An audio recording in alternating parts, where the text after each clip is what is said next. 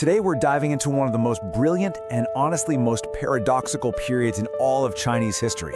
We're talking about a time of unbelievable innovation that was also somehow incredibly fragile. This is the story of the Northern Song Dynasty, which ran from 960 all the way to 1127. So let me ask you a question to get us started.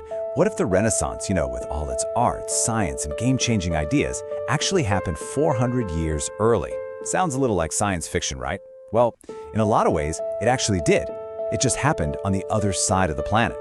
I mean, just look at this list. This was an age of incredible firsts. We're talking about the world's first paper money, which totally changed commerce, the first real gunpowder weapons, which would of course change warfare forever, mass-printed books, spreading knowledge faster than ever before. China even built its first permanent standing navy, and they had these sprawling cities, true mega cities, with over 1 million people living in them.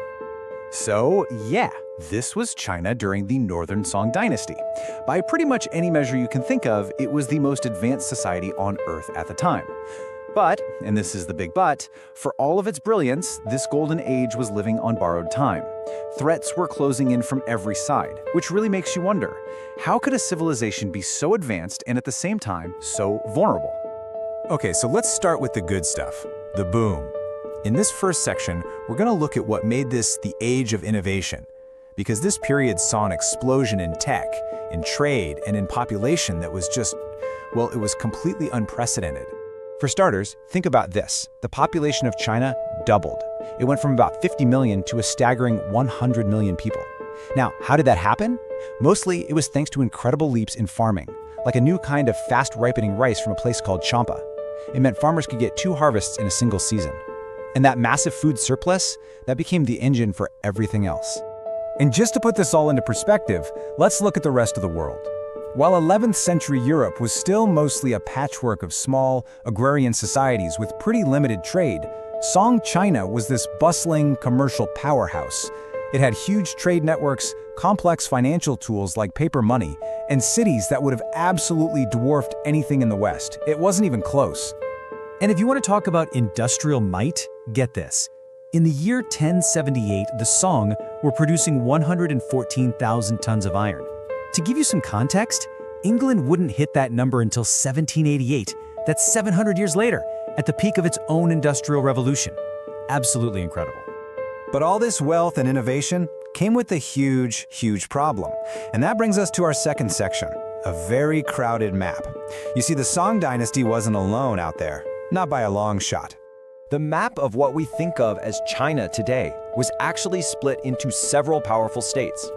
Now, the Han Chinese of the Northern Song, they held the rich central heartland, but they were completely surrounded by powerful non-Han kingdoms.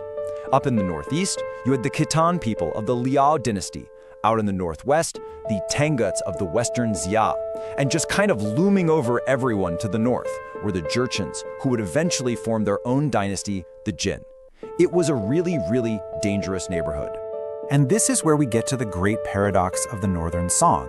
Even though they invented gunpowder, their military was consistently weak. Part of the reason was actually cultural. The dynasty's founders had been generals themselves, and they were so worried about another military coup that they deliberately put civilian scholar officials in charge of everything above the generals.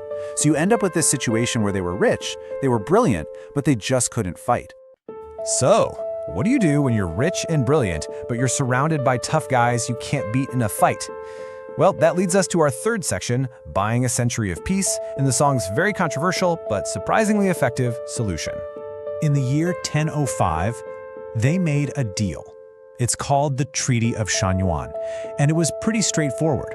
The Song agreed to pay their powerful rivals to the north, the Liao, a huge sum of money and goods every single year. In exchange, the Liao would just leave them alone. And yeah, the price tag for this peace, it was steep.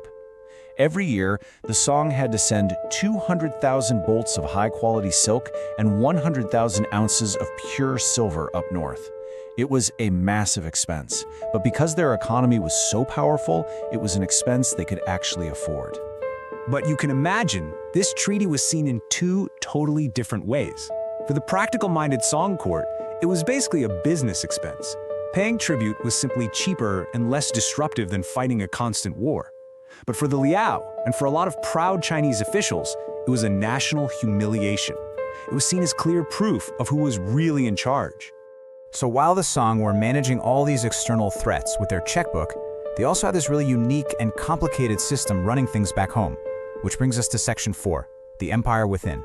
You see, real power wasn't always with the emperor. The state was actually run by an elite class of scholar bureaucrats, and you became one by passing a series of absolutely grueling exams. We're talking 3 levels. First at the local prefecture, then at the capital, and if you made it that far, you took the final exam right there in the palace, sometimes in front of the emperor himself. This system created this incredibly effective civil service that, a lot of the time, held more real day-to-day power than the guy on the throne. But this powerful bureaucracy was totally split down the middle. On one side, you had reformers, like a guy named Wang Anshi. His big idea was that the way to make the state stronger was to improve the lives of the poor farmers and merchants. But on the other side were the conservatives, led by the famous historian Sima Guang. They argued that all these radical changes were dangerous and threatened the harmony of the entire society. This fight between them, it basically defined politics for decades. But you know, while all this political infighting was going on, they were kind of taking their eye off the ball. They were ignoring the growing storm on the horizon. And that leads us to our final and most tragic section. Section 5, Collapse of the North. The end, when it came, happened with shocking speed. In 1123, the Song made a fatal mistake. They teamed up with the Jurchens to finally crush their old rivals, the Liao. At first, the plan worked. By 1125, the Liao were history. But then, in a devastating twist, the Jurchens turned on their supposed allies. They invaded the Song, and in 1127, they smashed their way into the capital city, Kaifeng. This catastrophe has a name in Chinese history, the Jingkang Incident.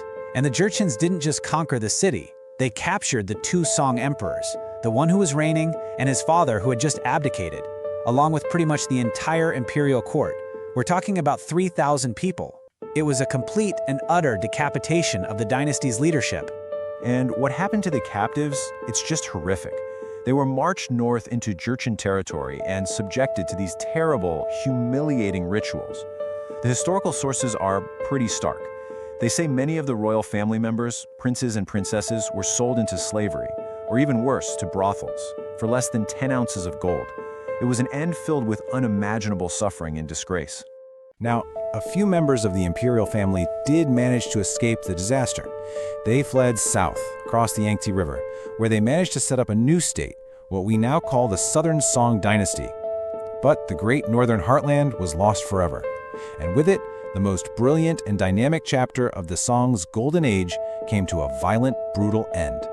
And that really leaves us with a final, lingering question. The Northern Song had world-changing science, a booming economy, incredible art. But in the end, it couldn't defend itself.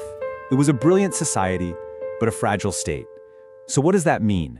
What is the true measure of a civilization's greatness? Is it all the culture and achievements, or is it, simply, the ability to survive?